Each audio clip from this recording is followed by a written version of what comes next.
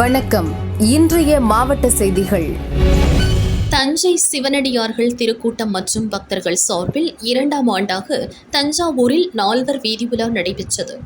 சைவ சமயத்தை வளர்த்த சைவ சமய குரவர்கள் திருஞான சம்பந்தர், திருநாவுக்கரசர், சுந்தரர், மாணிக்க வாசகர் ஆகிய நால்வர் உருவத் திருமேனியுடன் 12 திருமுறைகளை சிவனடியார்கள் தலையில் சுமந்தபடி கைலாய வாத்திய இசை முழங்க திருவீதி உலா வந்தனர்.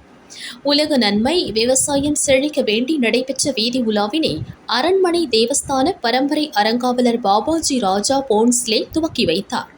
திரளான பக்தர்கள் பங்கேற்று தரிசனம் செய்தனர்.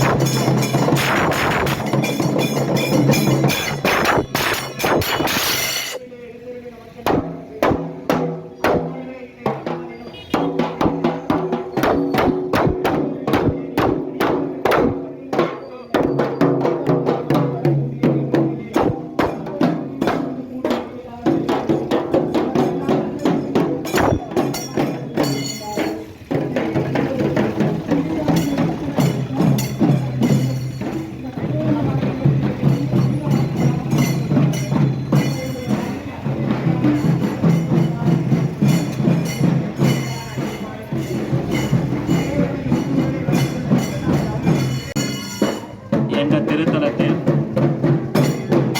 திருநாமலூர் என்ற திருத்தலத்தில் அவதாரம் செய்தவர்கள். தமிழகத்தில் உள்ளாட்சி நிர்வாகங்களில் பணியாற்றும் தூய்மை பணியாளர்கள் தனியார் வசம் ஒப்படைக்கப்பட்டனர். இதை கண்டித்தும் சம்பள உயர்வு வழங்க கோரியும் சென்னை, மதுரை, கோவை உள்ளிட்ட பல்வேறு மாவட்டங்களில் தூய்மை பணியாளர்கள் காத்திருப்பு போராட்டம் நடத்தினர். தமிழகம் போலவே புதுச்சேரியிலும் தூய்மை பணியாளர்களுக்கு சம்பள உயர்வு, தீபாவளி போனஸ் உள்ளிட்ட சலுகைகள் தனியார் நிறுவனம் மறுத்து வருவதாக குற்றச்சாட்டு எழுந்துள்ளது. புதுச்சேரியில் சாராயம், மது விற்பனை மூலம் தினமும் பல கோடி ரூபாய் அரசுக்கு வருமானம் கிடைக்கின்றது. எனினும் தூய்மை பணியாளர்களுக்கு சம்பள உயர்வு எட்டாக்கணியாகவே உள்ளது. இந்நிலையில் தூய்மை பணியாளர்களுக்கு கடந்த 3 மாதமாக சம்பளம் வழங்காமல் தனியார் நிறுவனம் நிறுத்தி வைத்துள்ளது.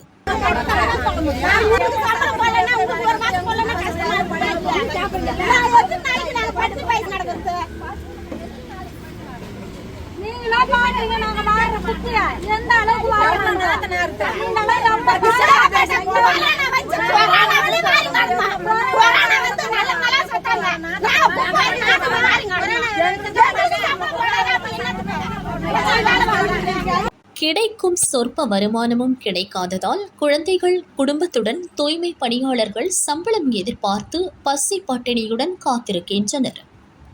இதுகுறித்து தூய்மை பணியாளர்கள் புதுச்சேரி பாஜ எம்எல்ஏ சாய் சரவணகுமாரிடம் முறையிட்டனர். தொடர்ந்து எம்எல்ஏ தலைமையில் தூய்மை பணியாளர்கள் தலைமை செயலர் சரத் சௌஹானை சந்திக்க சென்றனர். அனுமதி மறுக்கவே வீட்டை முற்றுகையிட்டு போராட்டத்தில் ஈடுபட்டனர்.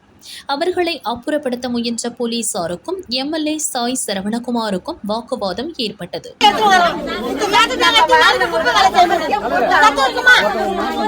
நீண்ட போராட்டத்திற்கு பின் தலைமை செயலரை சந்திக்க போலீசார் அனுமதித்தனர். பேச்சுவார்த்தையில் 2 நாட்களில் சம்பளம் வழங்க நடவடிக்கை எடுப்பதாக சரத் சௌஹான் உறுதியளித்தார். அதை ஏற்று தூய்மை பணியாளர்கள் போராட்டத்தை கைவிட்டு கலைந்து சென்றனர். எனினும் சம்பள உயர்வு, பணி நிரந்தரம், தனியார் ஒப்பந்தம் ரத்து உள்ளிட்ட கோரிக்கைகள் நிறைவேற்ற அரசு தரப்பில் உத்தரவாதம் வழங்கவில்லை. பாரத பிரதமர் நரேந்திர மோடி அவர்கள் கொரோனா காலத்தில் துப்புரவு பணியாளர்களை நாட்டுடைய 2 கண்களாக பாவிச்சார். அவங்களுக்காக பாத பூஜைகள் முதற்கொண்டு செய்து அவங்கள கௌரவிச்சார். அப்பேற்பட்ட துப்புரவு தொழிலாளர்களுக்கு கடந்த 3 மாதமாக புதுச்சேரி மாநிலத்தில் அதிகாரிகள், குறிப்பாக எல்ஏடி டைரக்டர் சக்திவேலுடைய அலட்சிய போக்கும் அவருடைய அரசியல் காழ்ப்புணர்ச்சி வேலைக்கு சித்து விளையாட்டால தான் இந்த நிலை ஏற்பட்டது. இன்னைக்கு காலைக்கு துப்புரவு தொழிலாளர் என்கிட்ட கேட்டுருந்தாங்க, 1 நாளா 2 நாளா 3 நாளா கேட்டுட்டாங்க தொடர்ந்து. இன்னைக்கு போட்டுருவாங்க, நாளைக்கு போட்டுருவாங்க. இதை வந்து டைரக்டர்கிட்ட நான் பலமுறை சொன்னேன். அவர் தொடர்ந்து தன்னோட அலட்சியத்து போகிறதுனால டெலிஃபோனை எடுக்காதனாலையும் ஃபோனை போனை எடுக்காதனாலையும் என்னால் வந்து அவங்களுக்கு பதில் சொல்ல முடியல.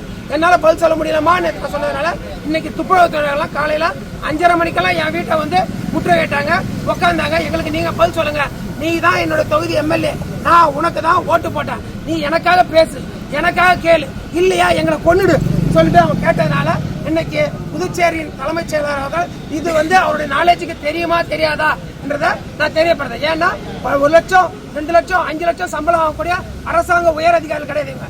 டெய்லியும் பார்த்தா குப்பையும் ரத்தத்தையும் சீழியும் சிறங்கையும் இங்க துப்பது என்ன நாத்தத்தையும் நாய் செத்து போன நாய்களையும் பிணங்களையும் தூக்கக்கூடிய துப்புரவு பணியாளர்கள் மதிக்க வேண்டியது நாட்டுடைய கடமை. அவங்களை கௌரவப்படுத்த வேண்டியது கடமை. என்ன பாரத பிரதமர் நரேந்திர மோடி அவர்கள் சொல்லக்கூடிய இந்த பாரத நாட்டில் மாண்புமிகு மக்கள் முதலமைச்சர் இருக்கிற நாட்டில் இந்த துப்புரவு தொழிலாளர்களுடைய 3 மாதமாக சம்பளம் எவ்வளவு 10,000 8,000 கூட இவங்களுக்கு போட முடியாத நிலைமையில அரசாங்கம் இல்ல.